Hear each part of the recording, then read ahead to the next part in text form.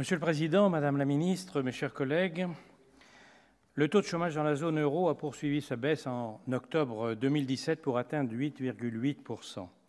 Mais il est encore de 9,5 % en France. Malgré la reprise de l'activité, nous sommes donc encore loin de la moyenne européenne. Et derrière ces chiffres, ce sont des millions de Françaises et de Français qui souffrent au quotidien et qui réclament des solutions concrètes à ce mal français. L'examen de cette mission doit donc être pour nous l'occasion de réviser sans tabou des dispositifs dont l'échec est avéré et le coût pour les finances publiques trop élevé.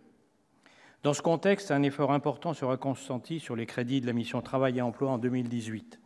Un effort, cela a été dit, de plus de 4 milliards d'euros en autorisations d'engagement et de 2 milliards d'euros en crédits de paiement. Malgré cette importante diminution, les crédits de la mission Travail et emploi seront maintenus à un niveau élevé. Et je salue les efforts de pédagogie du rapporteur spécial Emmanuel Capus, qui nous a démontré tout à l'heure que les efforts consentis s'accompagnent d'un redéploiement bienvenu de crédits vers les dispositifs qui fonctionnent. Tout d'abord, je voudrais revenir sur la baisse de l'enveloppe consacrée aux contrats aidés. 200 000 contrats dans le secteur non marchand seront conclus en 2018, entraînant une baisse de plus d'1 milliard d'euros par rapport à 2017. Ces emplois peuvent être utiles dans l'instant pour certaines collectivités territoriales et le secteur associatif. Néanmoins, il ne faut pas oublier qu'ils sont par nature des contrats précaires, subventionnés, et donc une réponse de court terme à la catastrophe nationale que constitue le chômage de masse. Réponse qui, parce qu'elle est payée par le contribuable, sacrifie la croissance à long terme, donc l'emploi. Nous déplorons ainsi que, pour les raisons politiciennes que nous connaissons, le précédent gouvernement ait tout fait pour droguer les collectivités aux contrats aidés.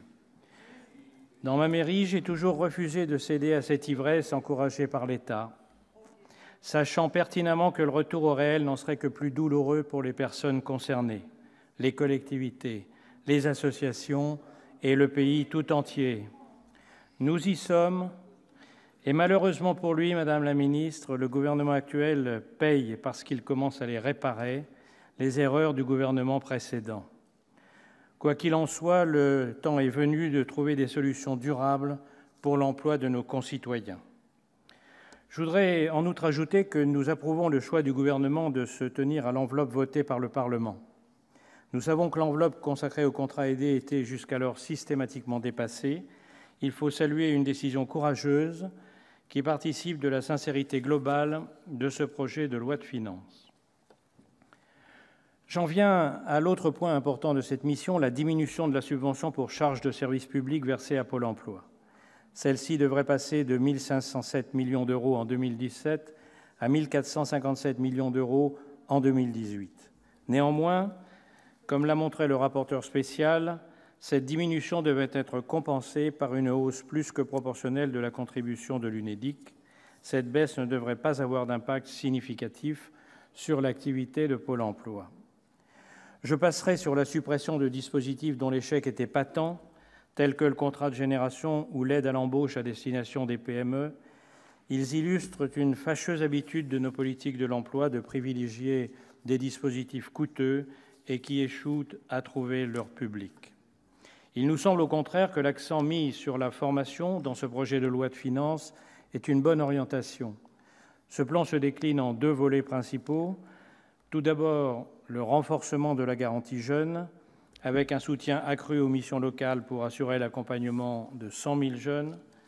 La mise en place ensuite d'un plan de formation à destination des demandeurs d'emploi peu qualifiés et des jeunes en décrochage scolaire. Ces actions vont dans le bon sens et seront complétées avec profit, nous l'espérons, par les grandes réformes de la formation professionnelle et de l'apprentissage qui arriveront dans quelques semaines.